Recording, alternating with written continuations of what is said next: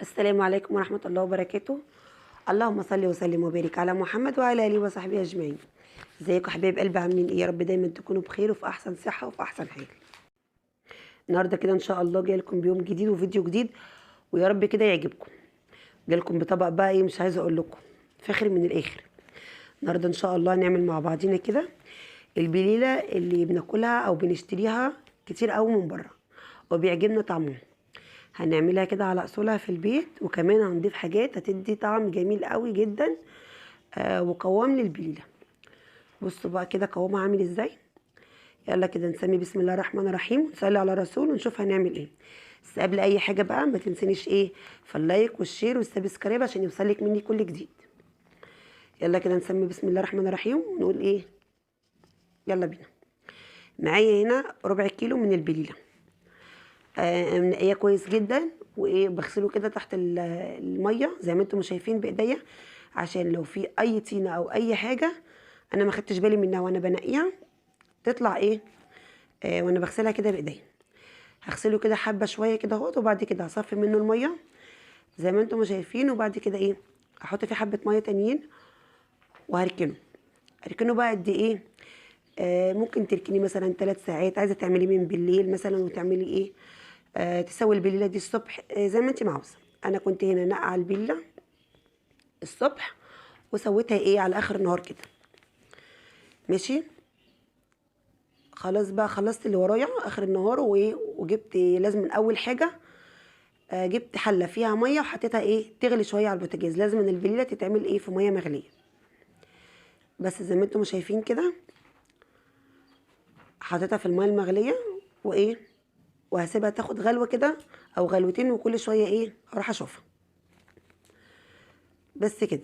عايزه بقى انت تعملي، انا دوت كان عندي ربع كيلو من البليله، عايزه انت بقى تعملي نص، تعملي اللي انت عايزاه اعمليه. انا قلت اعملها كده بليله بلبن كده، العيال يفطروا منها الصبح قبل ما يمشوا ايه على الامتحانات.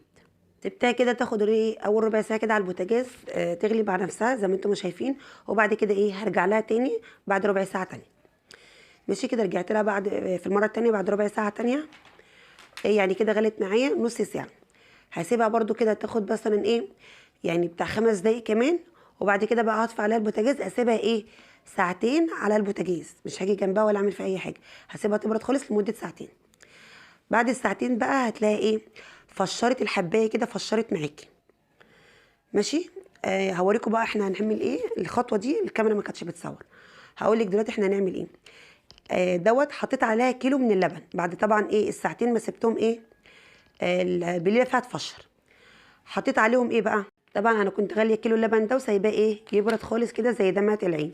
حطيت عليهم معلقه كريم شانتيه ومعلقه من النشا وكيس فانيليا، قلبتهم في بعضيهم وايه، ورحت حطاهم ايه على البليله بعد ما ايه بعد الساعتين بعد ما بردت خالص. وبس كده سبتهم بقى يغلوا كده، تغلي كده البليله معانا. وبصوا بقى كان شكلها عامل ازاي. وعايزه اقول لك بقى على نصيحه لما تيجي تشتري البليله بتاعتي دي، عشان ما تقعدش كتير على البوتاجاز، هتجيبي البليله القمحه اللي هي الكبيره الفاتحه. ماشي، اما الصغيره بتقعد كتير ايه على النار ومش بايه مش بتستوي بسرعه. بس كده يبقى حطينا ايه بقى على البله بتاعتنا عشان يدينا القوام الحلو اللي انتوا شايفينه ده والطعم الجميل ده. حطينا معلقه من الكريم شانتيه ومعلقه من النشا وكيس فانيليا، والسكر ده حسب الرغبه عندك. بس حطيتهم على كيلو من اللبن. اللبن ما كانش يعني دافي قوي، وكان عامل زي دمعه العين. انا كنت غلياه اللبن البلدي بتاعنا العادي، نزلت بيهم على البليله في قلب الحله وسبتهم كده يغلوا غلوتين، ومش عايزه اقول لكم على الطعم والجمال. واظن طبعا ايه انتوا شايفين القوام. بحبكم في الله واشوفكم في فيديو جديد، والسلام عليكم ورحمه الله.